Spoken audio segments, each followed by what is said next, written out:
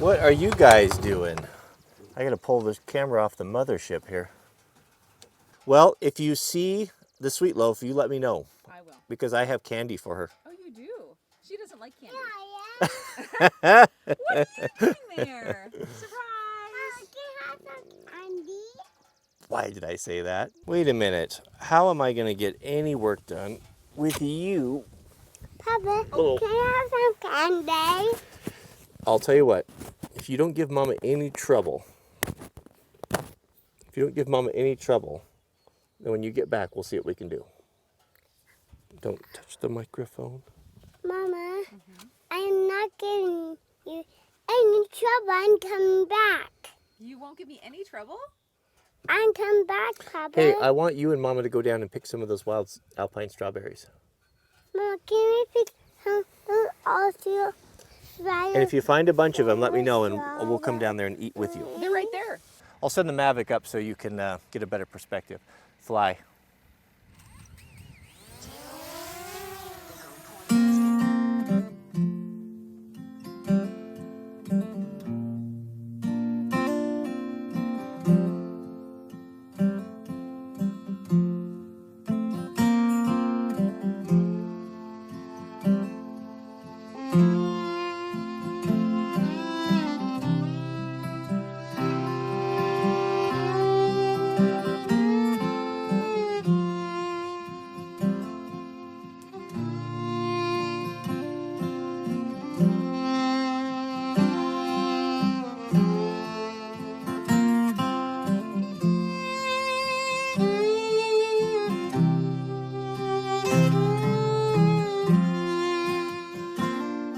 That was pretty cute. All right, so this is the area that I've kind of designated as the woodlot. I've got probably, what is there? 8 cords, maybe 10 cords cut, split, ready to stack. It's been down a couple years. It's overdue. Time to get it stacked up and ready for winter. Over here, these are some of the larger logs, so some of the nicer ones that would make good dimensional lumber I set aside here, and this is where I set up the Lucas mill and do the cutting for my timber. Over here, there's another little pile of wood there that were some white fir. I don't like to do any carpentry work with white fir. It burns fine, but it doesn't make very good lumber. So the problem here is it's just a mess. It's just a disaster. So Jariah and I have been working for the last week to get everything cleaned up. We've got a burn pile going here, but we're in burn ban, so we can't burn. So we have to leave that there till next year. One thing we've been working on, you can see all of this fencing. This is all fencing that we have recently taken down because the previous owners had some animals in here and they had a whole bunch of runs that ran down there, down that pasture to the north. They were really poorly constructed. The fence posts weren't put in properly, crooked, just a disaster. So we've taken that down slowly and coiled all this up to save for future projects. Over here you can see these are the fence posts that we took out. It was kind of a combination of just the regular T-posts, the metal ones, and then the treated log posts. There's even quite a few big ones in there for corners. So we're going through those right now, pulling out all the fence staples and the nails, and we'll get those put away up inside the barn. My goal is, because I'm expecting a pretty bad fire season this year, is to get everything indoors and neatly organized. So we're going through all this right now, and it's at the stage where it gets worse before it gets better. We'll get all of the implements and the equipment stored inside under cover, and then the goal is, let me take you up here, that when the time comes, when I'm ready to mow, we can mow simply and easily without having to mow around things and move things and have all that stuff in the way. So today on tap, we're going to get that firewood all picked up and prepped, ready to stack. And then if we have any more time, we'll deal with that fencing. But when we're done, everything should be nice, clean, and tidy, everything inside. And let's head up to the shop. We'll grab the Yanmar. I think the frostbite's already installed, and we'll get those logs moved first and all decked up. See what Jack's up to.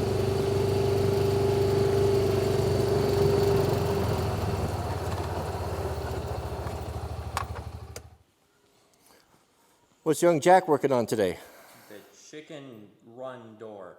We're going to release them into the field. Get them a little bit, make them free range. Yeah.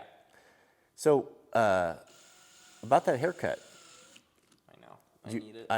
I've made the offer. I'm just wearing I'll- hats and I'll do it. headphones and sunglasses at this point. I'll do it for free. You still have the COVID hair going on. I do. I have my COVID cut. So tell me what you're making here, how it's going to work.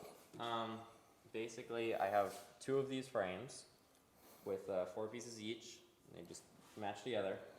What I'm going to do is I'm going to put one on each side of the fence. Sandwich it. Sandwich it, yep, and then screw it together so that they're connected. Then cut out the inside of the fence and then make a plywood door that hinges. Do you know any good campfire songs? The argument could be made that you guys have a pretty good life here today. What do you think, Dagny? Pretty good life? Did I interrupt the fire? You did. Shall I leave? Yeah.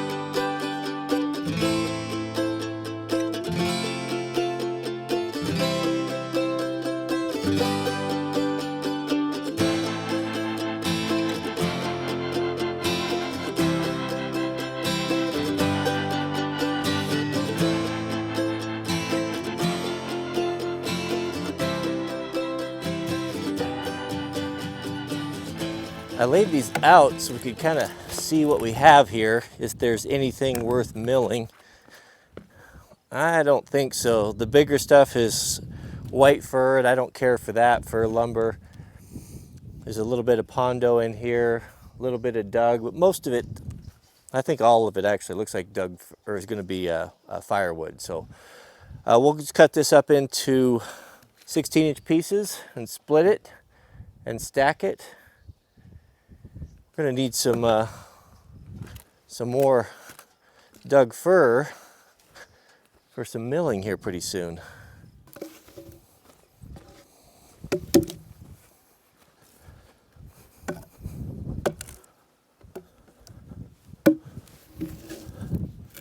Well, that's lodgepole right there. Lodgepole pine makes some of the best firewood I ever used. Definitely the best smelling. It's like, it's just a pleasure to have it in the wood stove. Burns hot and long too. Unusual for pine. You got lodgepole, grand, Doug, and grand. That's about it. So I'm going to give you guys a quiz. How many cords of wood do you think are in this pile right here? Give your best guess in the comment section.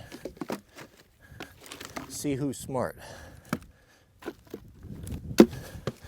Might have to split that.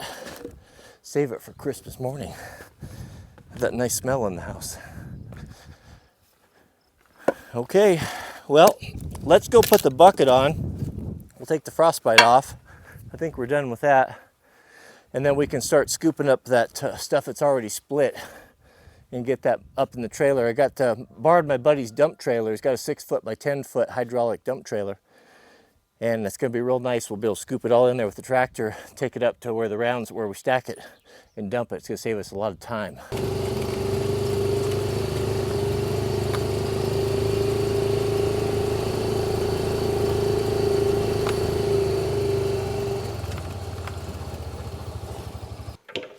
Oh yeah, that looks great, Jack. Only standard one side. Yeah, that's all you need. All right, so You see that there's a little gap right here? yeah, it's okay. You do better next time. Yeah, so see if you can find some hinges. Granddad's bins there. I'm okay. These are those offset ones. You And- could use those if you take those to the anvil and you could flatten those out if you can't find anything else. And then use that white paint that we used on the chicken coop.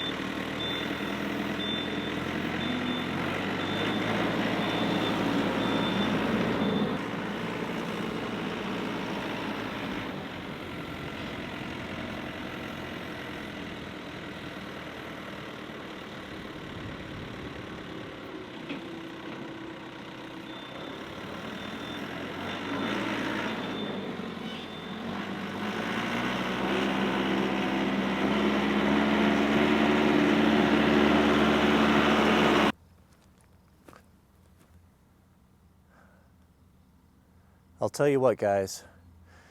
No matter how many times I look at that mountain, it never looks the same twice. Everything out here you see is real, it's genuine. Everything in the city is fake, a copy, a facade.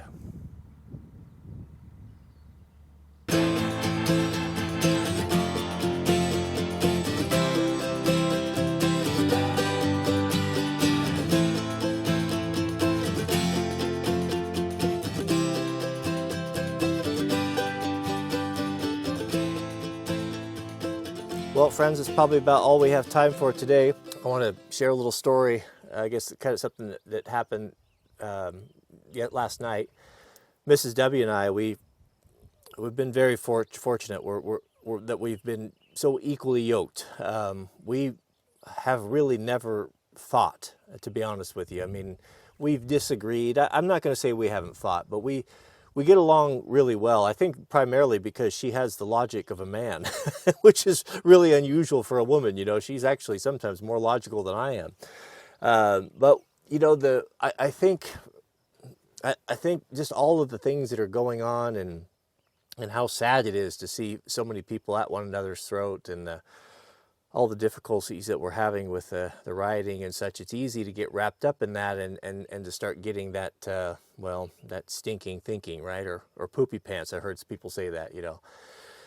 And, you know, Mrs. W and I, like you guys, we have a lot of stuff going on right now. This is a particularly hectic month for various reasons. And found ourselves, you know, getting a little, found that we were getting a little short with one another.